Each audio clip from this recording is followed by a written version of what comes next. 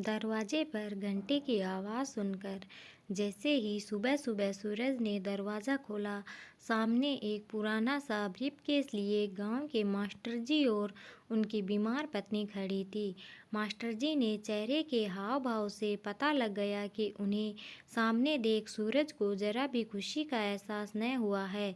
ज़बरदस्ती चेहरे पर मुस्कुराहट लाने की कोशिश करते हुए बोला, अरे सर, आप दोनों बिना कुछ बताए अचानक से चले आए, अंदर आइए।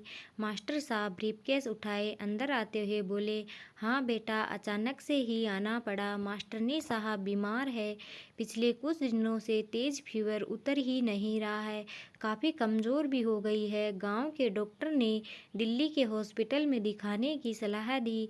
अगर तुम आज ऑफिस से छुट्टी लेकर ज़रा वहाँ नंबर लगाने में मदद कर सको तो। नहीं नहीं, छुट्टी तो ऑफिस से मिलना असंभव सा है, बात काटते हुए सूरज ने कहा। हालांकि अगले सप्ताह सूरज के ससुराल से सास ससुर और साली आने वाले थे, तो अभी से एक सप्ताह की छुट्टी के लिए सारी तैयारी हो चुकी थी। थोड़ी देर में प्रिया ने भी अनमने ढंग से 2 कप चाय और कुछ बिस्किट उन दोनों बुजुर्गों के सामने टेबल पर रख दिए। सान्या सोकर उठी तो मास्टर जी और उनकी पत्नी को देखकर खूब खुशी से चहकते हुए दादू दादी बोलकर उनसे लिपट गई। दरअसल 6 महीने पहले जब सूरज एक सप्ताह के लिए गांव गया था, तो सान्या ज़्यादातर मास्टर जी के घर पर ही खेला करती थी। मास्टर जी निसंतान थे और उनका छोटा सा घर सूरज के गांव वाले घर से बिल्कुल सटा था। बूढ़े मास्टर साहब खूब सान्या के साथ खेलते और मास्टरनी साहिबा बूढ़ी होने के बावजूद दिन भर कुछ न कुछ बनाकर सान्या को खिलाती रहती थी। बच्चे के साथ वो दोनों ही बच्चे बन गए थे। गांव से दिल्ली वापस लौटते वक्त सान्या खूब रोई। उसके अपने दादा दादी तो थे नहीं, मास्टर जी और मास्टरनी जी में ही सान्या दादा दादी देखती थी। जाते वक्त सूरज ने घर का पता देते हुए कहा कि कभी भी दिल्ली आए तो हमारे घर ज़रूर आए, बहुत अच्छा लगेगा। दोनों बुजुर्ग की आंखों से सान्या को जाते देख आंसू गिर रहे थे और जी भर भर आशीर्वाद दे रहे थे। कुल्ला करने जैसे ही मास्टर जी बेसिन के पास आए, प्रिया की आवाज़ सुनाई दी, क्या ज़रूरत थी तुम्हें इनको अपना पता देने की? दोपहर को मेरी सहेलियां आती है, उन्हें क्या जवाब दूंगी? और सान्या को अंदर ले जाओ, कहीं बीमार बुढ़िया मास्टरनी की वजह से बीमार न पड़ जाए।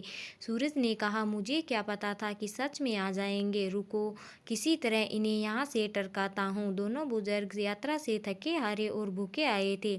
सोचा था बड़े इत्मीनान से सूरज के घर चलकर सबके साथ आराम से नाश्ता करेंगे, इस कारण उन्होंने कुछ खाया पिया भी न था। आखिर बचपन में कितनी बार सूरज ने भी तो हमारे घर खाना खाया है। उन्होंने जैसे अधिकार से उसे उसकी पसंद के घी आलू के पराठे खिलाते थे।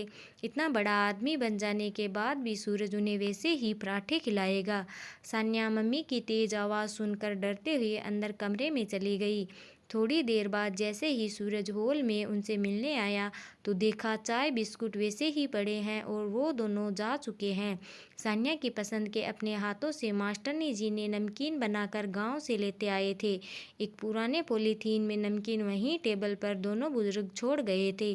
पहली बार दिल्ली आए दोनों बुजुर्ग किसी तरह टैक्सी से हॉस्पिटल पहुंचे और भारी भीड़ के बीच थोड़ा सुस्ताने एक जगह ज़मीन पर बैठ गए। तभी उनके पास एक काला सा आदमी आया और उनके गांव का नाम बताते हुए पूछा, आप मास्टर जी और मास्टरनी जी है ना? मुझे नहीं पहचाना, मैं कालू, आपने मुझे पढ़ाया है। मास्टर जी को याद आया, ये बटेसर हरिजन का लड़का कालू है। बटेसर नाली और मेला साफ करने का काम करता था। कालू को हरिजन होने के कारण स्कूल में आने पर गांव वालों को एतराज़ था, इसलिए मास्टर साहब शाम में 1 घंटे कालू को चुपचाप उसके घर पढ़ाया करते थे। मैं इस अस्पताल में चतुर्थ वर्गीय कर्मचारी हूँ। साफ सफाई से लेकर पोस्टमार्टम रूम की सारी जिम्मेवारी मेरी है। फिर तुरंत उनका ब्रीफकेस सर पर उठाकर अपने एक रूम वाले छोटे से क्वार्टर में ले गया। रास्ते में अपने साथ काम करने वाले लोगों को खुशी खुशी बता रहा था, मेरे रिश्तेदार आए हैं, मैं इन्हें घर पहुंचाकर अभी आता हूं। घर पहुंचते ही पत्नी को सारी बात बताई। पत्नी ने भी खुशी खुशी तुरंत दोनों के पैर छुए। फिर सब मिलकर एक साथ गर्मा गर्म नाश्ता किए। फिर कालू की बीवी ने अपनी छोटी सी बेटी को मास्टरनी साहिब की गोद में बिठा दिया। बच्ची उन बुजुर्गों के साथ खेलने लगी। कालू बोला, आप लोग आराम करें, आज मैं जो कुछ भी हूँ आपकी बदौलत ही हूँ।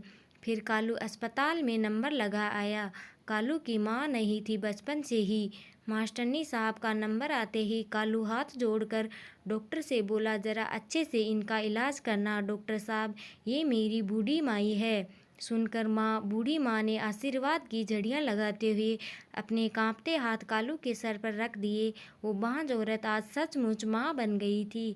उसे आज बेटा मिल गया था और उस बिन माँ के कालू को भी माँ मिल गई थी। तो कहानी अच्छी लगी हो तो लाइक कमेंट करके ज़रूर बताएं। धन्यवाद।